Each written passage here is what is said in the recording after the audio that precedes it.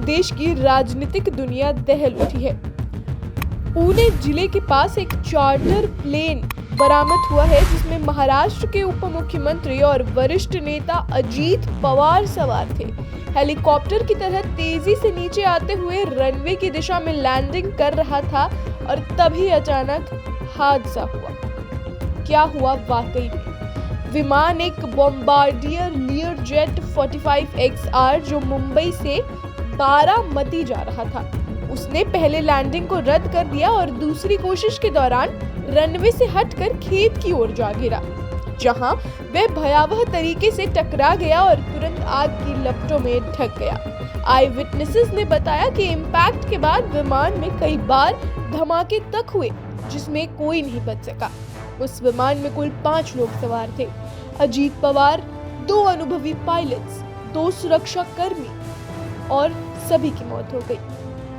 सुबह के पहले प्रकाश में ही आसमान से उठती काली धुओं की चादर ने बारामती को हिला कर रख दिया।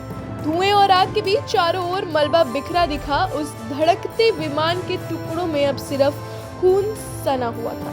किसी को भी नीचे निकल पाना मौका तक नहीं मिल पाया। इस हादसे की सरकार और DGCA दोनों जांच कर रहे हैं। शुरुआती सूचनाओं में माना जा रहा है कि भारी धुंध और कम दृश्यता की वजह से विमान को रनवे पर सुरक्षित लैंडिंग में कड़ी कठिनाई आई थी। विमान मालिक कंपनी VSR एविएशन का कहना है कि विमान पूरी तरह सुरक्षित था और पायलटों के पास अनुभव था, लेकिन परिस्थिति ने बड़ा हादसा कर दिया।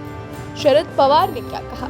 घटना के बाद राजनीतिक और सामाजिक तौर पर सवाल उठने लगे कि क्या ये केवल दुर्घटना थी या किसी साजिश की कड़ी। इस कड़ी में वरिष्ठ नेता शरद पवार ने भावुक और दृढ़ स्वर में कहा, ये केवल एक दुर्घटना थी, कोई साजिश नहीं।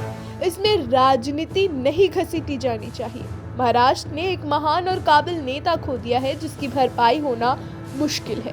उन्होंने मीडिया को भी चेताया कि इस दुखद क्षति के पीछे रणनीति या राजनीति खेलबाजी नहीं करनी चाहिए और इसके लिए मानवीय त्रासदी के रूप में इसे लेना चाहिए।